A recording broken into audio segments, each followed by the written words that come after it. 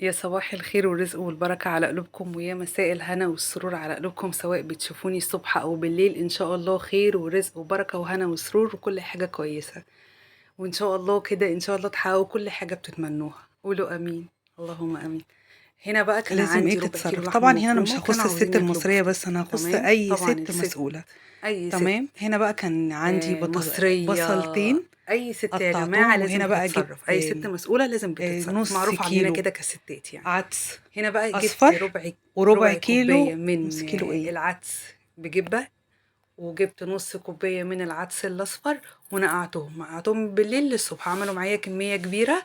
أخدتها دي بقى وجبت الكبة هنا، وجبت بصلتين قطعتهم كده تربع زي ما انتوا شايفين، وكمية من التوم. واللي أنا وريتها لكم في الأول دي كانت دهن من اللحمة اللي بتبقى عندنا دي اللي بنجيبوها، احنا بنقول عليها اسمها اللية.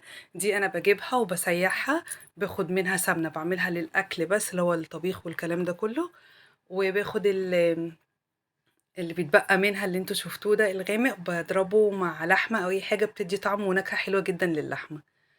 تمام كده، تمام. جبنا بقى الكبة وضفنا كل المكونات اللي معانا دي، البصل، الثوم، اللحمة والعدس، كله ضفناه في الكبة، والمعلقة من اللي انا قلت لكم عليها بتاعت الدهن بتاعت اللحمة دي. وهفضل اقلب كده في الكبة زي ما انتم شايفين، هطحنه كويس جدا. ونكونوا جايبين طبعا الاسباتشولا تكون معانا من وقت للتاني، نفضل نقلب بحيث ان كل المكونات اللي معانا تتفرم كويس مع بعض وتتجانس، تاخد كلها من الطعم كله يعني. بس انا عايزه اقول لكم حاجه مهمه جدا، انتوا مش هتحسوا خالص بطعم عدس نهائي، انتوا هتحسوا ان انتوا كأنكم فعلا بتاكلوا لحمه. سبحان الله، يعني حلوه جدا. طبعا هنقلب زي ما انتوا شايفين كده، هناخد كل العدس من وقت للتاني، هنفضل نقلب، مش تاخد معانا دقيقتين تلاتة في الكبة، يعني مش تاخد معانا دقيقتين تلاتة. وهنقلب زي ما انتم شايفين، زي ما قلت لكم، البصل والثوم واللحمة والعدس. تمام كده، تمام كده يا دندن. وهنقلب بقى زي ما انتم ما شايفين كده، لسه ما بهرتش اي حاجه، ها، انا لسه ما حطيتش اي بهار معايا. عايزه اقول لكم انها يعني من ربع كيلو لحمه طلعت معايا كميه كبيره جدا. شايفين بقى اختلطت معايا ازاي كده، ده القوام اللي انا عايزاه. خلاص هقوم جايباها بقى وحطها في بوله معايا، وهنبهر بقى. طبعا يا جماعه خلينا متفقين، هنا هضيف حوالي معلقتين كبار من الملح على حسب الرغبه، يعني حسب ما انت بتحبي الحاجه مالحه، بتحبي الحاجه عدبه شويه، على حسب ما انت ايه عايزه.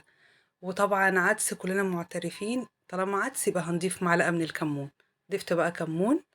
البهارات بقى معايا كانت ملح وكمون، وحطيت معلقه صغيره من الكزبره وفلفل اسمر، وجبت لا إله إلا الله معلقتين كبار من البقسماط. البقسماط ده أنا بعمله على طول، أي عيش بايت بيكون عندنا بحمصه في الفرن، بعد كده بطلعه بضربه بالكبة. وبيكون عندي بقسماط، عايزة تبهريه بهريه بقى وشيليه، عايزة تسيبيه كده مع الأكلة تبهريه وتاكليه على حسب ما انت عايزة.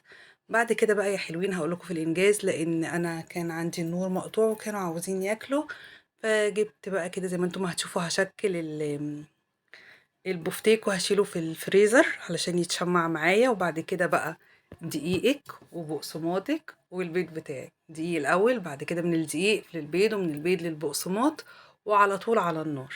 هتشوفوا شكله هيكون ازاي في الاخر. هنا بقى انا زي ما قلت لكم هخلط كل ده مع بعض، وهشكل طبعا الطبق ضفت فيه زيت. ما كانش عندي اكياس التلاجة فاتصرفت طبعا زي ما قلت لكم، الست بتتصرف يعني. ما كانش عندي اكياس التلاجة، فجبت بقى الطبق كده وحطيت فيه شوية زيت علشان ما يلزقش معايا.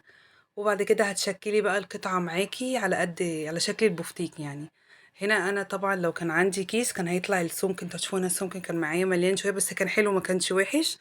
بس المعروف البفتيك بتكون الشريحة رفيعة شوية، لو كان عندي كيس كان هيساعدني ده اكتر يعني. فانا ما كانش عندي، على حسب بقى ما انت بتحبي تاكليه آه، سميك شوية رفيع، على حسب ما انت عايزة اقول لكم ان الوصفة دي حلوة جدا، هتنفعنا برضو في المدرسة ان شاء الله، في اللانش بوكس. حلوة ومشبعة جدا ومفيدة. العدس طبعا كلنا عارفين فوائد العدس، كلنا سواء عدس بجبة او عدس اصفر. انا كنت ضايفة الاتنين، بصراحة حلوة جدا، طعمه حلو.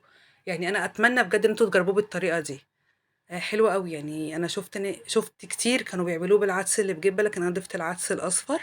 حلو قوي، بس اهم خطوة طبعا تنقعوا العدس علشان يكون سهل معاكم.